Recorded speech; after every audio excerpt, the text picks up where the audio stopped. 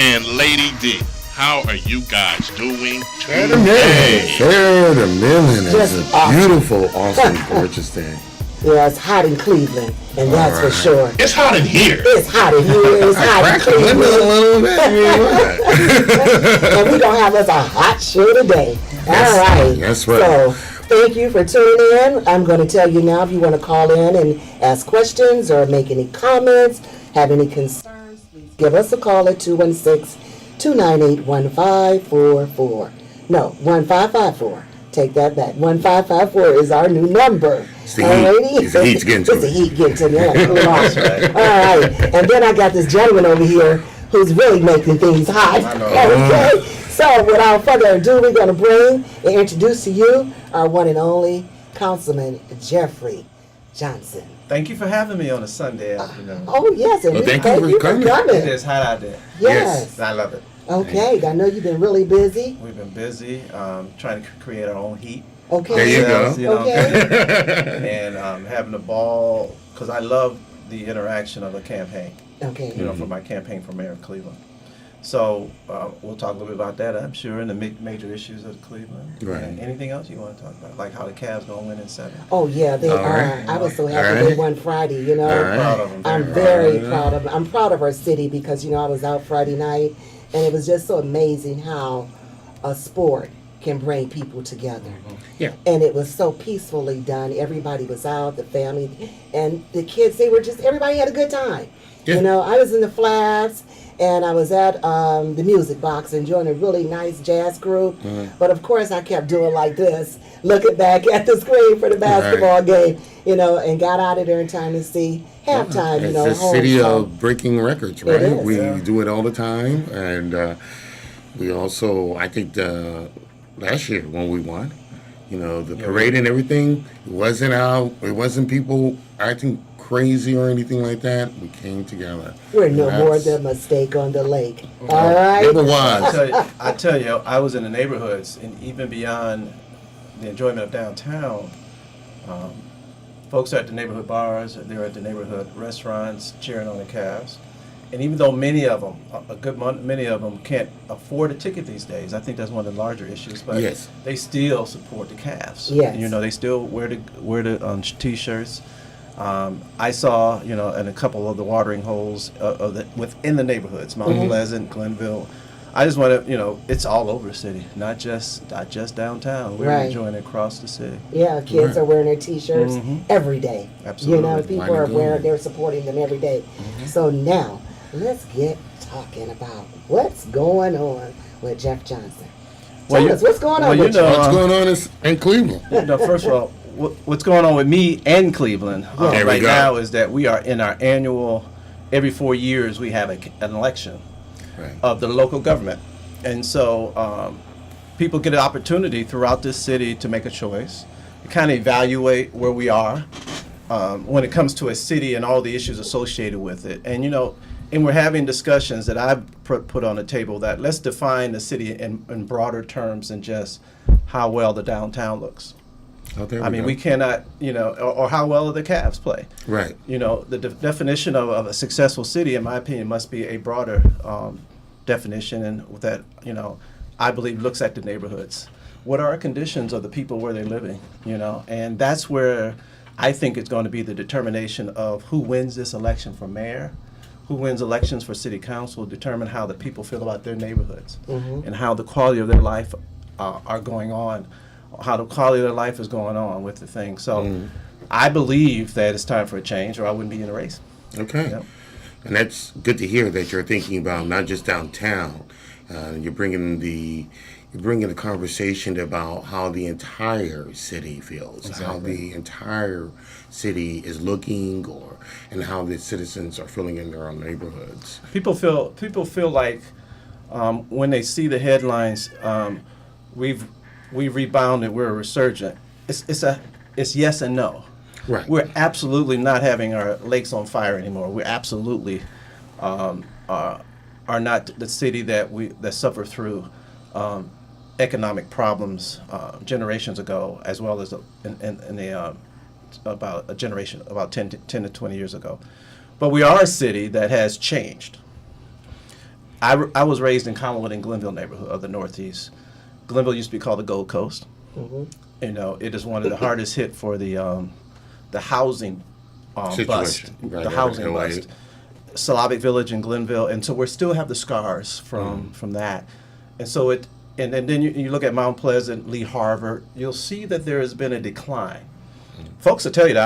I'm not saying. So the question is, how do we address it? While we're still doing wonderful development downtown, such as we put the new Hilton down there, had a great RNC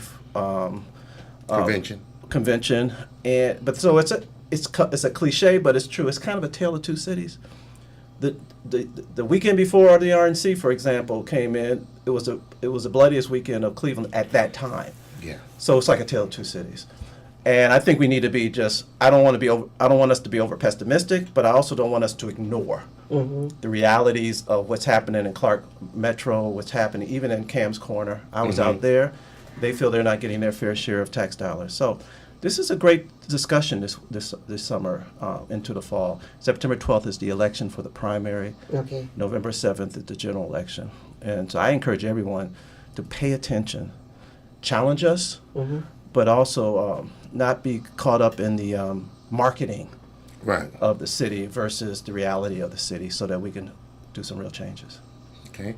Now, I wanted to ask you a question just to get it out of the box, because I know people talk Out of the box. Out of the box, get it out of the gate. They ask you and a lot about this question, about your situation My before. conviction, Correct. my situation, my conviction, Your conviction. See, I like that. He just came out and said it. my sabbatical. How many terms do people use? I actually use my conviction Awesome. for a number of reasons. Is one, the conviction occurred in 1998 for campaign finance activities that I violated, where if you don't raise money the right way, even though you're not handling cash, you can violate what is called the Hobbs Act. Correct. And I had violated 3 counts of the Hobbs Act dealing with campaign finance. Campaign raising money for my reelection. And I did 9 months in prison in 2000 and 4 months in a halfway house, and got out in the fall of 2000. And I had lost everything. You know, I lost my law license. I lost my right to run for office. So in the course of from 2000, when I got out of prison, all the way to 2009, when I got elected to city council, in those years, in those 10 years, it was an effort on my part to do what's necessary to rehabilitate myself, rebuild my life, rebuild my career. The Ohio Supreme Court unanimously gave me my law license back years later. Okay. I got my record expunged by the Common Pleas Court, which opened up the ability for me to run off. For all of us. And I wanted you to say that so people understand Get that out. why you can, because people through that, all the time. Like at work, I was talking to a gentleman, he said that. And I said, but the Ohio laws, so it's good to get that out there so people know. Yeah, I believe generally in second chances when people earn it. There's some folks in their life, after they get out of prison, want to stay in their life.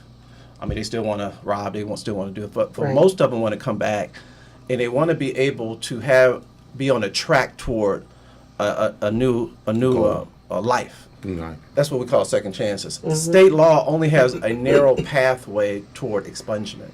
If you committed violent crime, you committed crime for drugs, sex-related crimes, you can never expunge it, even if it happened 30 years ago, and you've been a model citizen. That's unfortunate.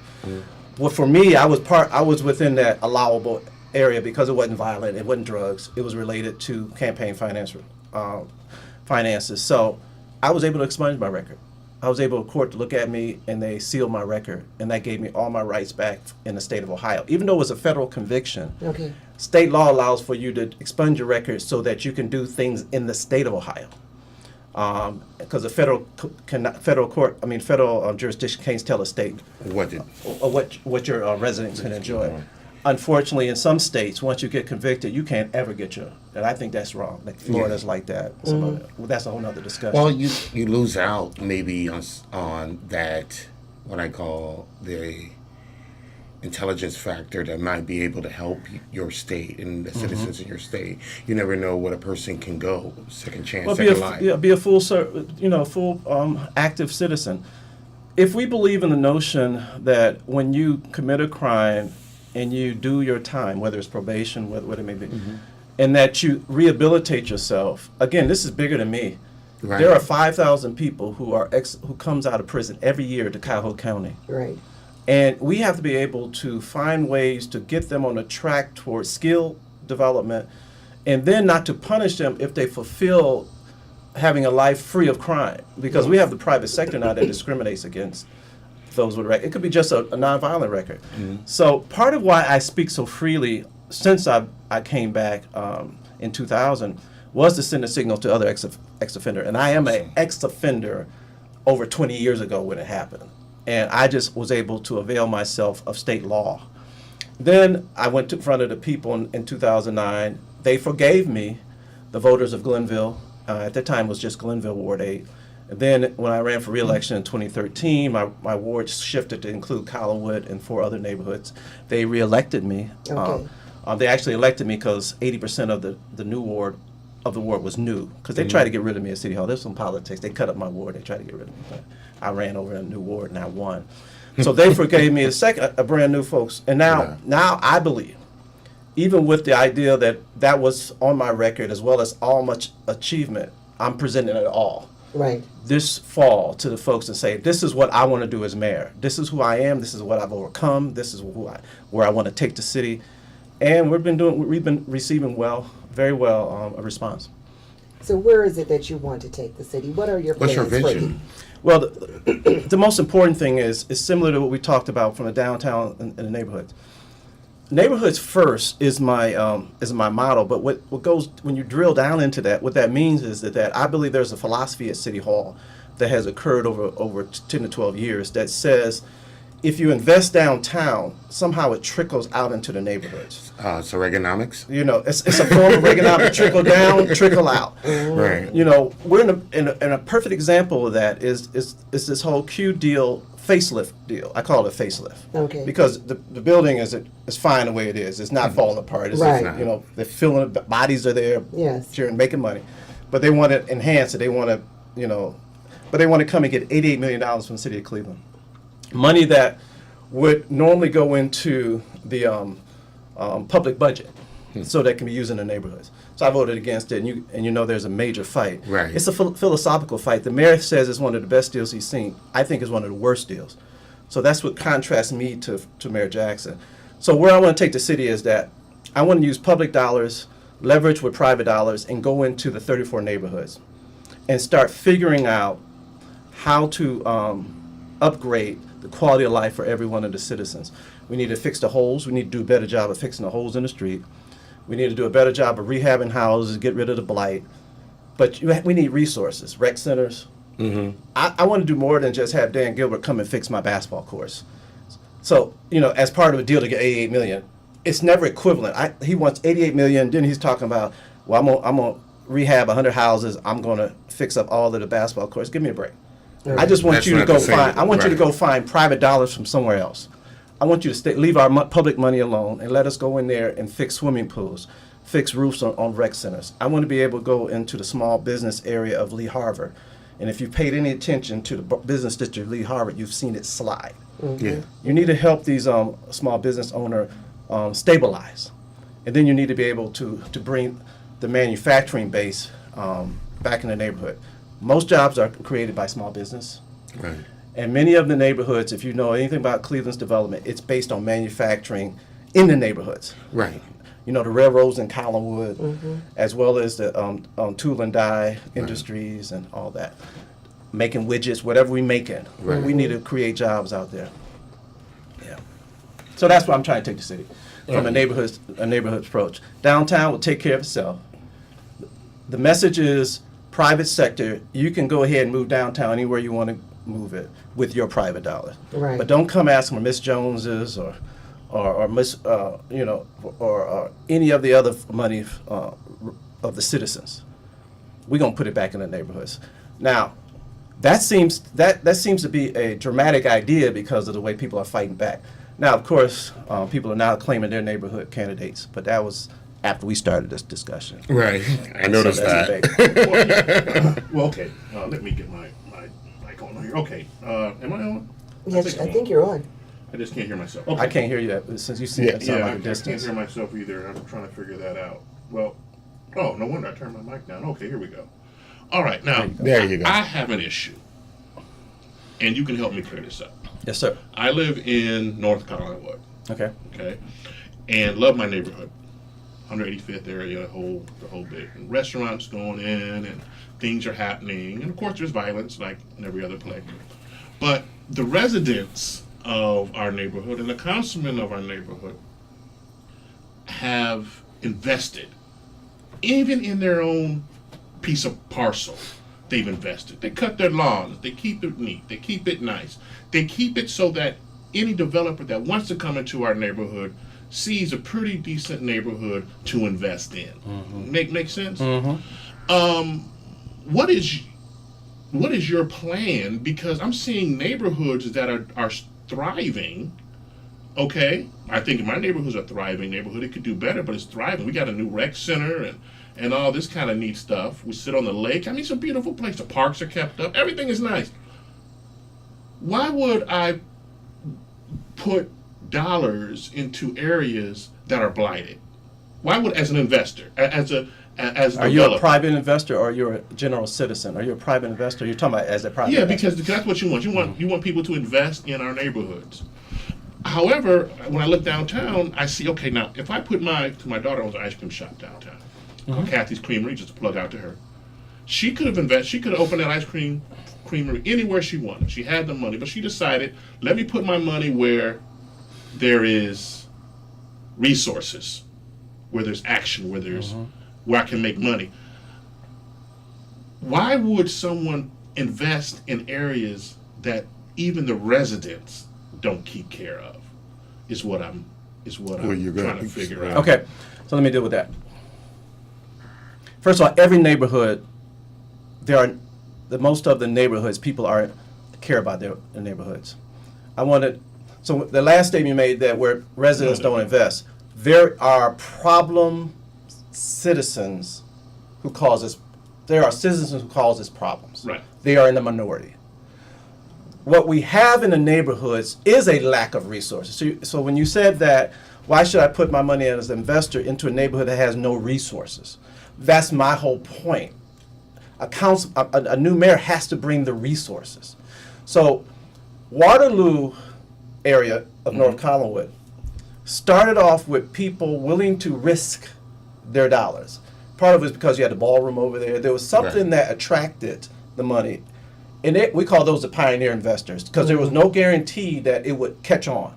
Very similar, if you guys been around long enough to know that Tremont started off. The same way. I mean, you had prostitution down there. It was a problem. Even Ohio City was weak. Yeah. So you've got to be able to, number one, have a plan of development that says, I am convinced, for example, that Kinsman Avenue, that's in Mount Pleasant, a beautiful historic area, has potential of going in there with resources and stabilizing, get rid of the blight. In some cases, you can rehab buildings. Otherwise, you just have to remove it. Right. Your daughter's not going to bring an investment for a business when there are dilapidation within the area. Right. So I have to show her first as a city hall.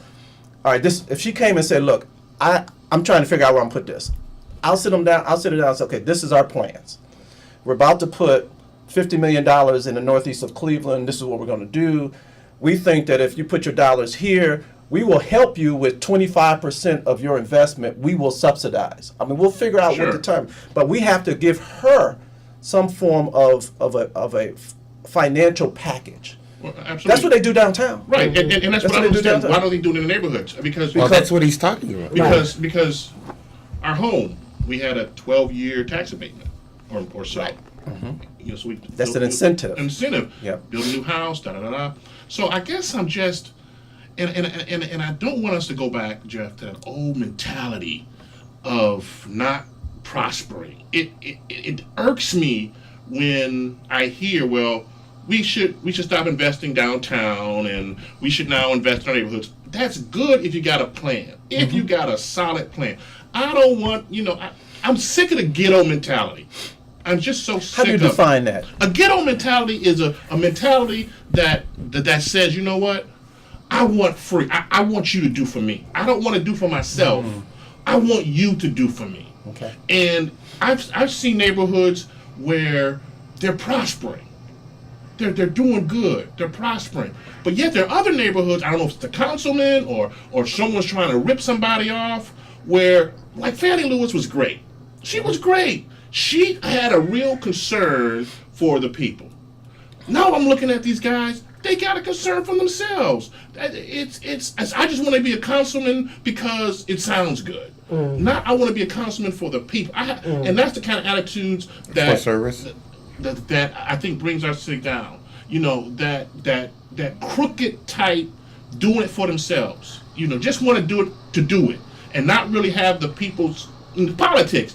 Doing the politics, they sound good, but when it's time for them to do something, you can't find them. Let's talk about that. You put a lot in that. Oh, I know. In that pie. I was angry. There's a lot in that pie. So let's deal with the ghetto mentality discussion. Let's remember that when I talk about investing downtown versus neighborhood, I am talking about tax dollars, Public money. that are part of a system that comes from payroll taxes. In our Cleveland system, most of the payroll taxes are paid for by suburbanites. Why is that the case? A couple of reasons. Number one, they're the ones who received the jobs, and they could have been Clevelanders, and then they moved out. A lot of them were Clevelanders, and they moved out. Others competed, got the jobs, and they move in. I mean, they come in from all. Or they're all working. areas. They're Clevelanders working in suburbs. Well, in that case, but most of the money that we get is for people who work in Cleveland. And I think when we did that issue 32, we found out over 70-some% were suburbanites paying. So when people live in the neighborhoods, I don't believe, again, it's about making sure we don't broad brush something. I do believe that the residents in both East and West deserve to have a certain quality of services. Number one, they should not have holes in their streets on a consistent. Now, holes happen because of the weather, but it's a system of repair so that you don't live with it long. Or a rec center whose swimming pool has been out for 6-8 months, particularly during the summer, because it doesn't have some type of equipment. And I don't think that's a case where they says, we just want. No, I believe that their City Hall owes them a certain quality of life because it's their government. Quality of service. Quality of service and quality of life Absolutely. Yes. because the services obviously are, when they go in there, they provide police services, they go in there and you expect to be able to come and get a dead animal off the street, whatever that service is. Right. But we also need to be able, and this is going to the other point, we need a plan. We need to decide in the next 5, 10, 15 years, what do we want our city to look like? I am just tired of defining, again, I've said this, defining the success of Cleveland based on the photographic skyline. Okay. If you go into Mount Pleasant, you all know this. Yes. You're not going to ride up and down the street and see a devastated community. No. You'll see some beautiful streets. Then you'll see a house here or a house here. Then some streets you'll see half of it blighted. Right. But there's a plan to demolish without resources. So I just want to do this. As mayor of Cleveland, when they bring me a deal like they did when I was a councilman of Cleveland years ago, when they said, okay, we want to give, we feel that we have to give $2 million for 15 years to the Cleveland Browns for a scoreboard because of this deal that was cut. We're not even going to go to court and see if we actually have to do it. We're just going to send $30 million over the course of 15 years. That's $30 million. And then, I voted against that, by the way. Playhouse Square shows up and said, we would like to have a chandelier outside, but we want $1 million of tax dollars to pay for it. I voted against that, but I lost that vote. So my point is, it starts with this philosophy is, leave our money alone because I have so much need in the neighborhoods.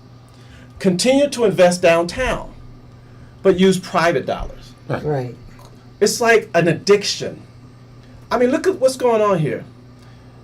Dan Gilbert's team wants $88 million that normally would go into the city coffers. It's called admission tax. Now, if they're going to tell you, well, you know, the people who paying this are the people buying the tickets and the ones who's enjoying the game. So why are you just leave the money with? No, that's not how it works. Admission tax is that we tax venues.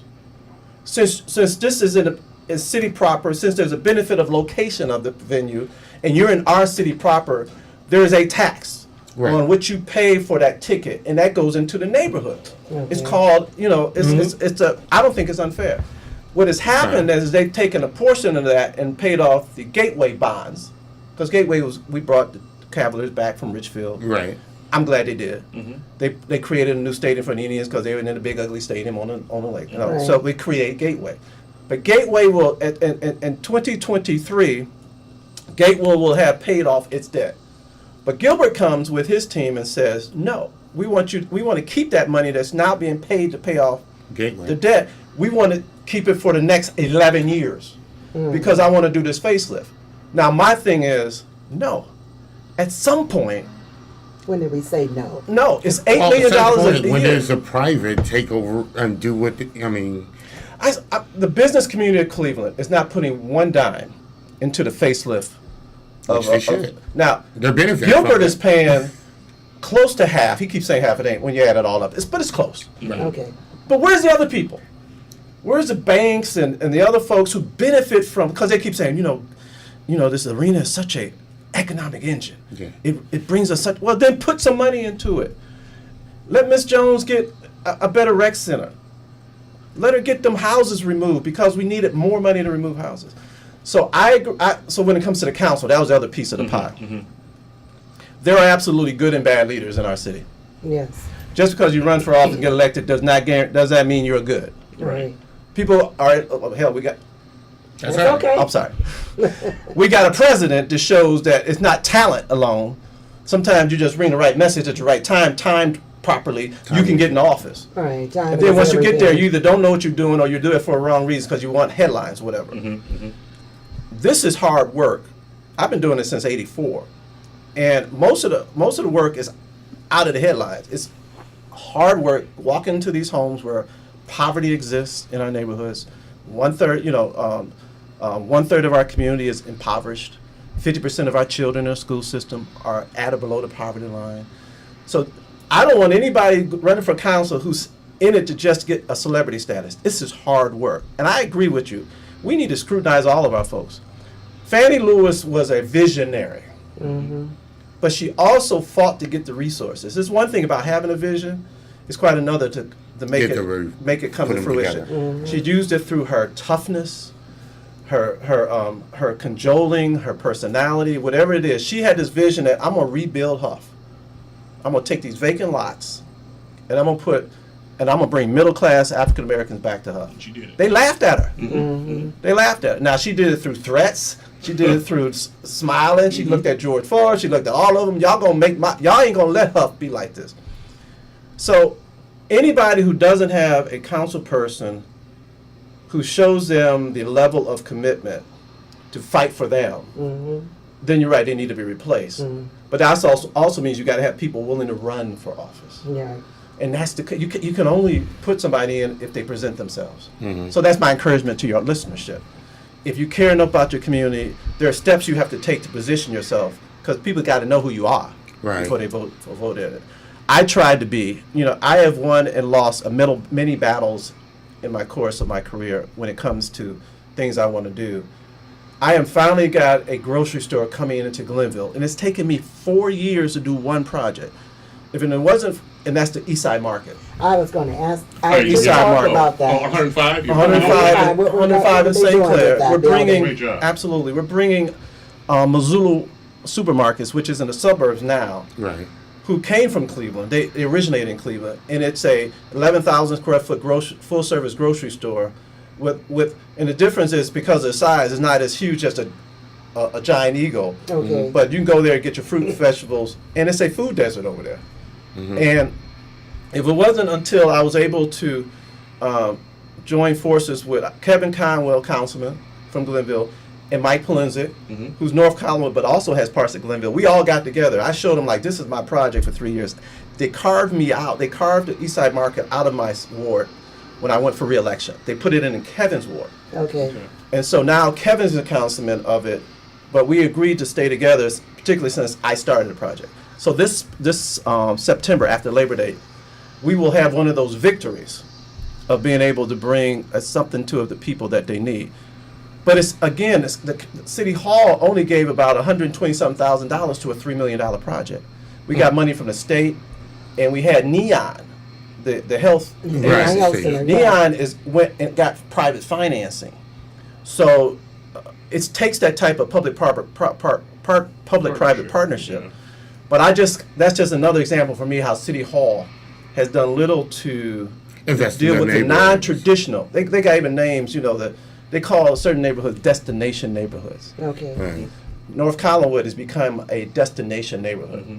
And that means is that there's some there that folks who don't live in there will come in and spend money. That's what destination means. It's Right. growing. It's growing. Those who don't live in there Tremont, will go in it. Ohio Tremont, City. Ohio They City, will come Detroit and spend Shoreway. and Detroit invest. Shoreway. Do a choice. And now Right. that part of it's not all of North Collinwood. It's that part because when you still got the Euclid Beach, the rec centers is not a economic development Right. project, but that's a quality of life project. You deserve that, and you finally got that.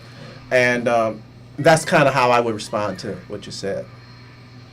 Well, I like what you and the other councilmen, how you came together and you banded to make something happen. And I feel as though the rest of them need to do that if that's what it's going to take to get something going on and give the people what they need in these wards. absolutely. The councilmen can't be trying to have a battle among themselves when they can come together and work. Sometimes it takes 3 to 4, 5 people to make it stronger than just one man. That's what democracy is all about. You know, Putting we aside our decided, differences and And negotiating, come coming with to the middle, and and have getting a it done. business plan. Have a Come business. in there with a business plan and work that plan. And what the three of us decided was that we were going to ignore the political boundary lines. You got to remember, when we talk wards, those are politically drawn wards because Right. the law requires us to draw districts so that representatives can be elected from a certain segment. So about 23 or 4,000 people we represent each. But we said, let's ignore our boundaries. Let us work together on benefit of the Northeast.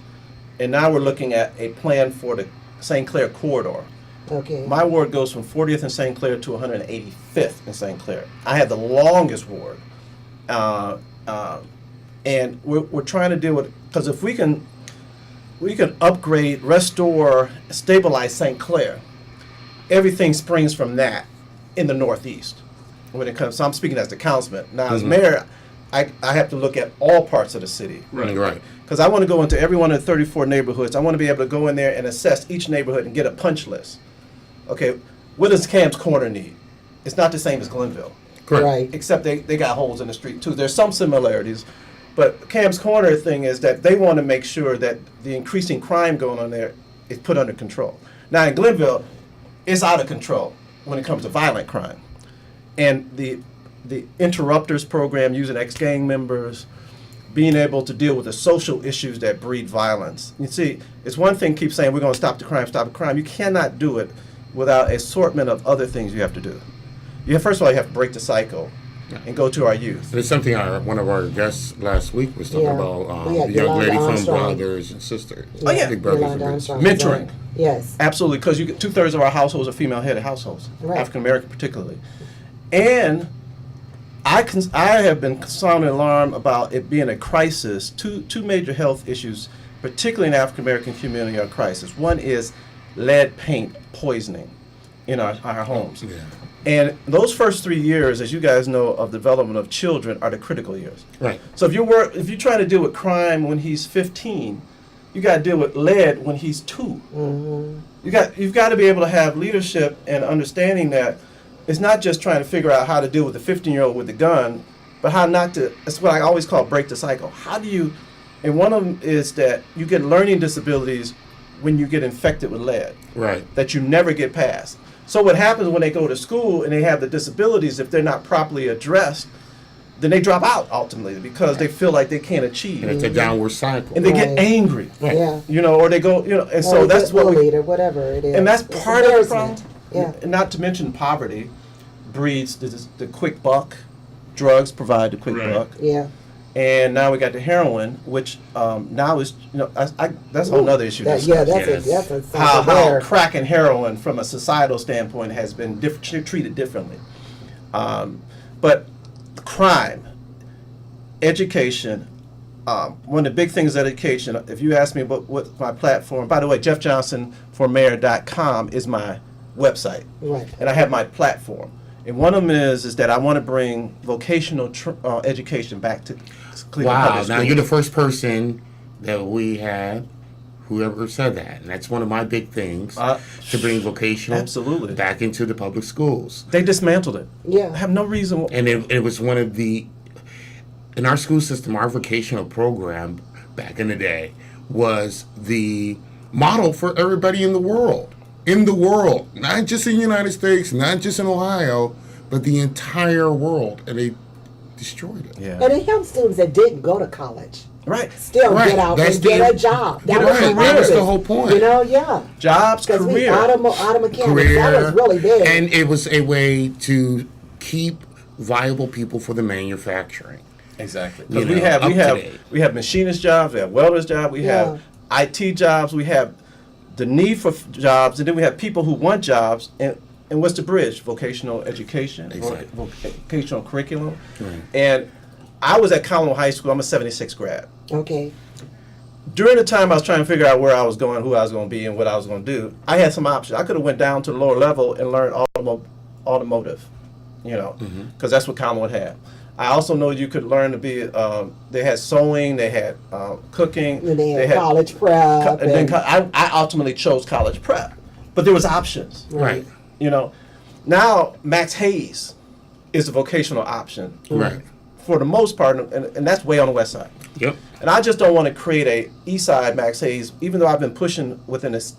Before I decided to run for mayor, I was pushing for an east side version of Max Hayes because I really needed vocational in the Northeast. And me and Polenzig and Conwell have been still fighting to try to get Mr. Gordon and the school board to do that. Now, that said, I'm going a whole nother direction. The mayor chooses the school board. We appoint the school board. Nobody will sit on that school board who does not believe in the reinstitution of a vocational curriculum. If they don't believe in it, and I can verify it, they're not getting on the board or they're getting off the board. I feel we have to rebuild that, and we're going to do that. And that speaks to the whole issue of joblessness in the neighborhoods, which talks about crime Right. and hopelessness. You have to create hope through attainment and job and careers. Right. Right. Now, A way that, out. that is one of the most smartest things and most innovative things I heard anyone ever say. And you said to bring jobs and companies to the neighborhood, not just your beauty salons and Right. your barbershops, but to bring manufacturing to Absolutely. the neighborhood. Now that there is smart and is innovative. Because you're right, where do manufacturing plants go? Where can a tool and die shop go? Where can, any type of widget manufacturer go? There's tons of land and buildings that could house Yeah. industrial park Yeah. type settings, or just And use the resources to clean them Right. up. Yeah. And- Now that's good. That's Because we've got that whole because Kinsman area. everyone's Exactly. because I drive down Kinsman and I'm a pastor too, but I drive down Kinsman and there's over 200 churches Hello. from 50. That's not producing anything for the neighborhood. I can understand if a church was doing something for the neighborhood. Right. These cats ain't doing nothing for the neighborhood. If they had the economic development part right. of their initiative. Initiative. Exactly. Every church have some type of putting into the pot the whole idea of speaking to joblessness, speaking to the social issue. Do something right, to fix, whether it's teenage pregnancy, Right. what anti-violence, mentoring. Right. Do something. Just Yeah. don't. They'll tell you when we're saving souls. We'll say, I'm a member of Greater Friendship Baptist Church. All right, and me and Pastor Howard are always constantly talking about our community ministry. Being it because Ted Ginn goes to our church over there, and we're supporting the Ted Ginn's initiative of dealing with young men Yeah, we've had it. and what yeah. have you. But I'm in total agreement. They spring up. churches spring up, and I'm not going to be here. I'm a Christian, but I need you to help. You got to do your part. You got to get out there. And that's been a decrease over the years too. So- Well, that's been a community. decrease from what they, community-wise, they, I think, got more into the political and forgot about what they were actually there in their community. And there's some. I'm not going to name them, but there's some who's there for themselves. Yes, there are. Exactly. Or even if they truly believe it's about saving souls, and they only do that, in the long run, that hurts the community Right. because they're an institution. And I've had a problem like on 105th Street where these institutions spring up and they take vacant land for parking lots, Right. where I could use those for other developments. I want to bring in more retail, but ultimately it is the manufacturing, that That's going to create the jobs. Long term. And every manufacturing initiative business these days have some form of tech, high tech. There you go. Right. So it's not the old, it's Right. machines, smart machines, and learn them. And I'm convinced that if I can provide incentives for the manufacturers to come to Cleveland or stay in Cleveland, and they say, well, we have a hard time finding folks to do this. Now, some of those manufacturing jobs are tough Yes. in that you got to show up on a certain time, you got to stay there, but it's a career, Right. and it's you can feed your family. And so having to fight against this sometimes societal question of the glitz and glamour of of certain careers, our people want to be able to live their lives and raise their family, and I want to be able to speak to that. And that's what we will be hearing me talk about. Is forget about downtown. I need to be able. We're gonna bring the money in here. We're gonna show how you can make money in the neighborhoods of Cleveland. But don't say forget that. Well, it's not so But much don't so say forget about it. I don't think he's downtown. saying that. What he's saying is No, downtown, No, I'm talking about no. See, first of all, public money versus First of all, private. there's a long line of downtown boosters, so you can stay in that line. All right, a long line. Every time I say forget about downtown, it's in the context of this discussion, Correct. and that is public dollars. Right. Public dollars. The 88 million don't go downtown, bring it to the neighborhood, create manufacturing jobs here. So I could be more. You're right. I could say. Because you're going to be mayor. I mean, you have to think beyond a neighborhood.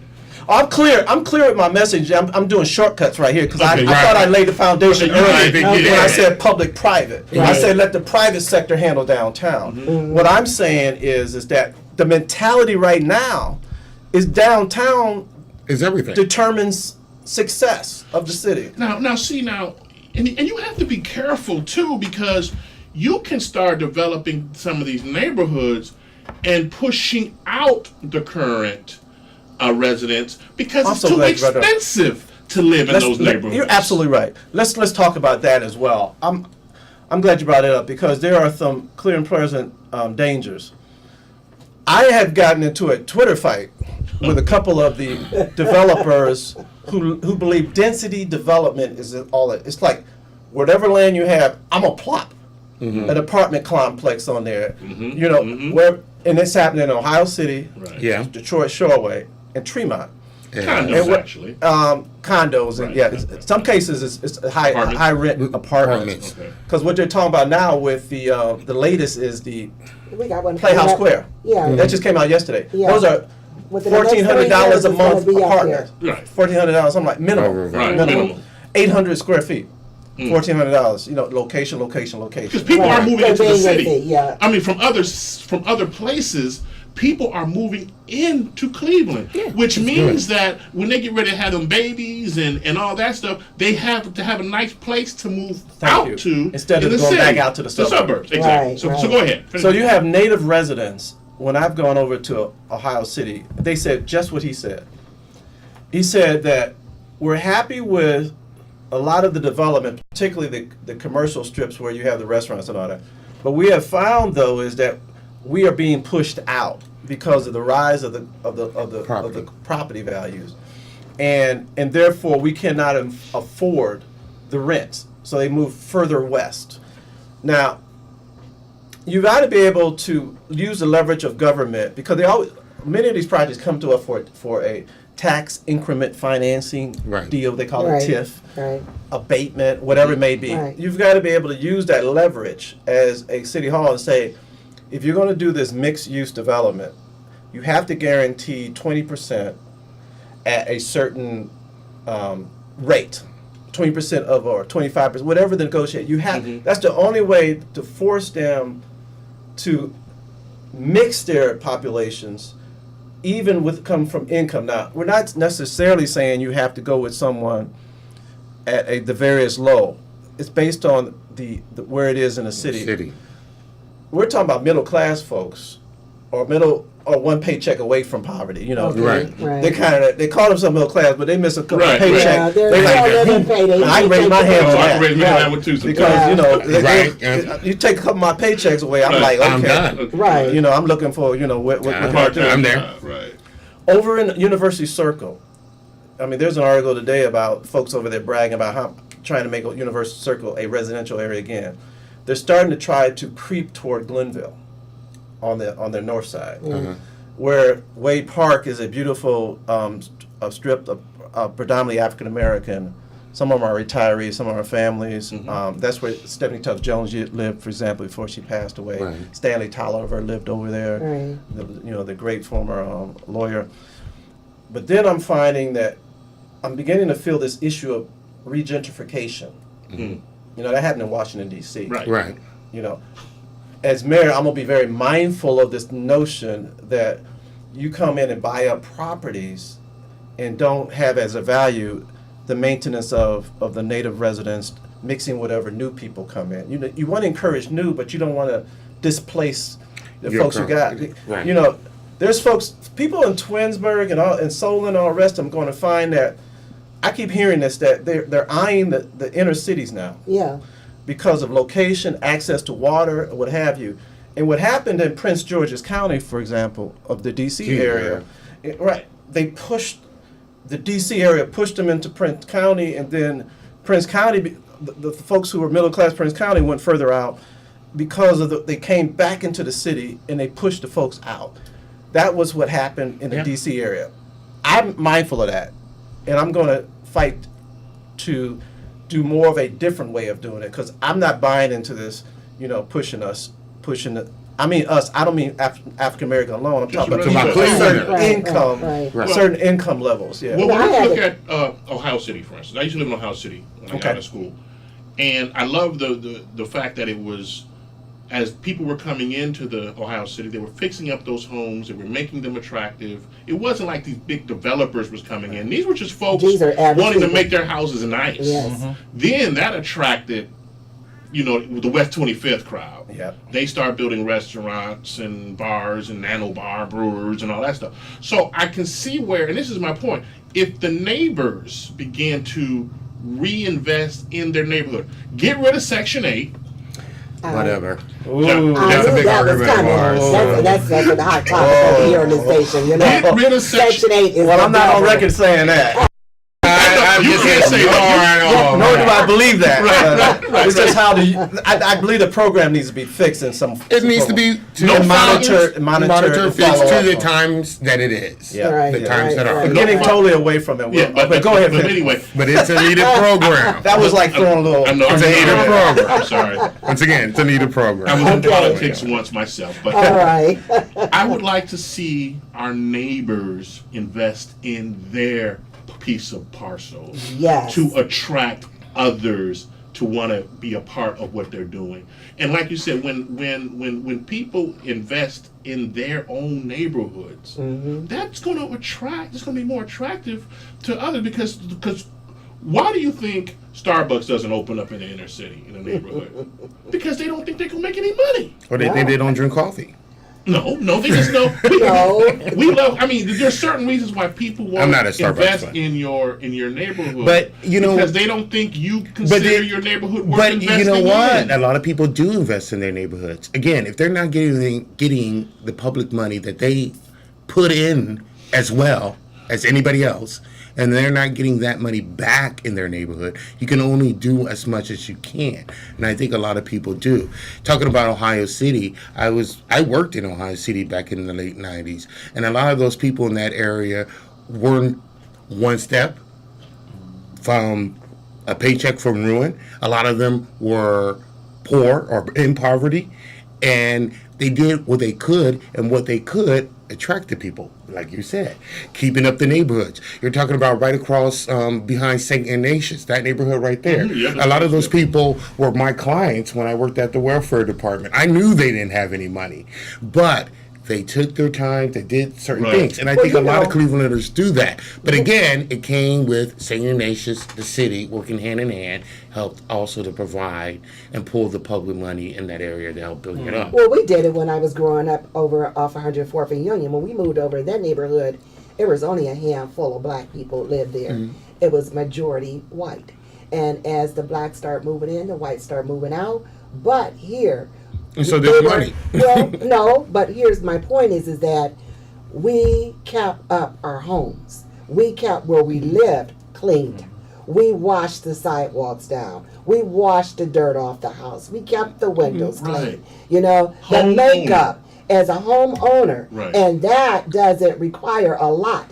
Okay, all you need is soap and water, and that's what I'm saying. As a newspaper, okay. But it's not the majority of the people. The way well, here's what I'm saying is, and that it's not. As maybe we need a home. I mean, I'm quite sure we have a home owners program where do they just, well, you I know thought what? we had one before. Did they get Well, rid You of it? said before. I thought you meant now. No, we We're don't have it now. actually We when don't a have person before they get into this home So they got rid of it? and become a homeowner. There is not a homeowners program, no. But there is. The city of Cleveland does not have a homeowners program where it addresses the needs of homeowners. One of the biggest things, and speaks to what you're talking about. One of the biggest. Let me rewind. One of the biggest problems of a homeowner is the maintenance of their property. Correct. In the context of their economic reality. Correct. Many of the folks in the Northeast and Southeast owns these historic homes or large homes, and over time, if they've gone into retirement or they've lost their job and got a new job that's making less, whatever the reason, their economic situations in many cases means that the upkeep of utilities and their houses makes it a little more difficult. And I've always advocated the city of Cleveland should have, in order for their investment individually for their house, because sometimes, even if they have the money, they worry about how much more am I going to pour in this house while my street looks the way it does. Right? Is it worth it? So if you're a homeowner, you're gonna cut your grass. You're gonna have a presentable house. But when you're looking at are you gonna patch versus replace the porch? For the roof. Your gutters need to be replaced, $2,000, $2,500, whatever it may be. And I just retired. I'm 68 years old, and I have less income. I need help. Right. I'm not asking. That's not a case where give me something. It's like I want to stay here. I need help. I'm not the 40-year-old, making such and such amount of money where I could have done it. So some of the reality is the aging of the population, and in some cases, many cases, they die. Right. And the successive generations don't take the house. Right. So some of these old houses that Miss Jones and Mr. Jones passed away, who used to have an immaculate home, Yeah. and grandson don't want it, Right. or daughter moved to somewhere else, and I have to deal with that. So I think to speak to you is this: as mayor, I would do this. I would talk to me. I would go into neighborhoods, and I would look at every street and determine the strength and weakness of every street. I can do this through my Department of Community Development and some other departments. And so you have a street of, say, 60 homes, of which a third of them are at or below the whole area of condition, dilapidation. You have to have a plan, and then you go to Miss Jones. You say, Miss Jones, what is your needs? We need to help you get your investment stabilized. We will take care of the dilapidated homes. We'll do that. What can you do? Well, my house is leaking. I want to do a roof. I can't pay for the whole thing. I actually believe there needs to be a program for homeowners to help with emergency loan repair, whether it is put a gutter in, whether the paint program no longer exists. They got rid of I that. thought about that. My mother used to They get had a paint the program. free paint Bring it back. program. Actually, we painted our house a couple of years with the free paint program because she qualified. There was the federal regs ultimately became the burden.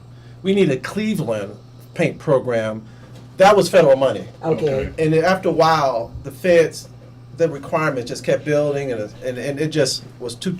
It just became not efficiently, and so it just collapsed on the regulation. Well, see, Jeff, here's what I'm saying, and you almost got my vote, but I got a lot more candidates to talk about. I know that's right. So we got somebody. We got a caller coming. Oh, come on in. Let's take this caller, All and right. and then I'll make my comment later.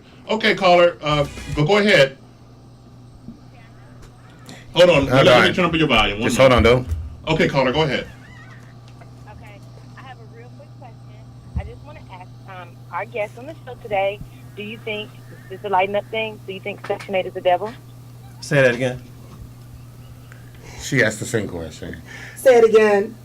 She's asking the question. Go ahead. Do you think that Section 8 is the devil? No. I don't think Section 8 is devil. I think the concept of Section 8, I support. I don't agree with how we have failed to implement Section 8, monitor Section 8, and enforce standards. Section 8 should have certain standards.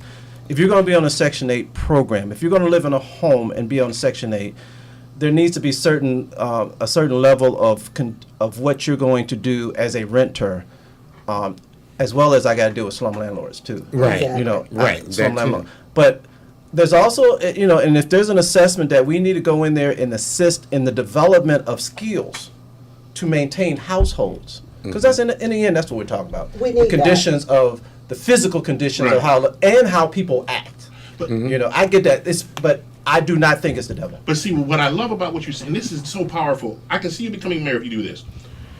Okay, you want these tax dollars, this 80 million or whatever, to put into the neighborhoods. You better have some sort of system in place so that when that money comes, it's not allocated to the councilmans, but there's like the home network or like an Obamacare for homes or something of that nature where you say, okay, if that money comes into the neighborhoods, there's a place you can go to get paint, to get help, to get this, to get that, to get loans, this bank in that neighborhood. Because just saying, we need the money, but there's no way of this distribution or how is it going to be given to the individual neighborhoods, then it's a waste. Whereas if you got a system in place and I say, oh man, he has a paint program or he has But there is a system in place. But you know but what? they're gone, and that's just But it's not being utilized or developed. No. But our community you know what? development With this centers. program, also, you will build jobs because you can actually pay people for some that can't afford people come in there and do the painting, caller. or do Thank you, repairs. So add that on to the program Or as small too. business. But he talked about your we have punchline. our network is weak, Right. and to be effective with the use of public dollars, we do have in place a system with local development corporations are part of the system where the money is generated through. And the problem is it's strong or weak based on the strength or weakness of the development corporation. Correct. Because you have different ones from Detroit Shoreway all the way to your area over there, which is North Shores, or what have you. But you're absolutely right. I think that the network includes referrals to nonprofits such as Habitat for Humanity, but it has to be one that's rational. So when Ms. Jones from Mount Pleasant wants to have a paint program, make it convenient for her to apply. Yes. Correct. And that just has to be it doesn't have to be on the web because we have a digital divide we haven't even talked about. Right. Huge. But Yeah. so yes. So there's accountability and transparency. So in other words, you should be able at any point as a citizen know exactly where the money's gone and who's responsible for it. Now, many of us councilmen, he always throws the councilman all in one little basket. I want you to know a lot of us use our money properly. It's transparent. Sure. It's because I've used some of my money, for example, in preparation for the East Side Market stuff. But you're absolutely right. You have a right to be able to have a system that works and that's accountable and can be monitored. Absolutely. Well, you know what, Mr. Johnson, we could just go on and on. We must have you back as Anytime you want. gets closer, because there's just so much that we want to talk about and discuss. And you really highlighted and brought a lot of different issues. And so listeners, And you brought a vision. yes, A vision. and, A see, like, vision. and you have a plan. Yeah. And you're open with your Oh, plan. this is my website. Yes. So There you here go. we have Jeff Johnson, who is going to be running for our next mayor Mayor of of Cleveland. Cleveland. And we want to thank you for tuning in. Jeff, give your website, give a phone number. Sure. Where can they reach you? Where are you going to be speaking at next? Because I know you're just all around town. I'm all over town. JeffJohnsonForMayor.com is my website. 216-338-0808 is the campaign phone number. 338-0808, area code 216. I don't know exactly. I'm doing a lot of senior food programs. I'm just stopping in, talking to folks. Okay. They have not scheduled the debates yet. We don't know when we're going to have the forums yet. So look to my website. We'll list the ones that we're going to be going to. Okay. Stay tuned. But I do want to encourage just the listeners to stay involved, stay on top of it, and please vote on September 12th and November 7th. And make sure Yeah. your councilman is out there doing what he needs to To do. do. Okay? Absolutely. Because it's so important. We want to thank you for tuning in with Our us city, this Sunday. our neighborhoods. All It's right. a beautiful Sunday. Yes, it is. And we're hot in Cleveland. Hot in Cleveland.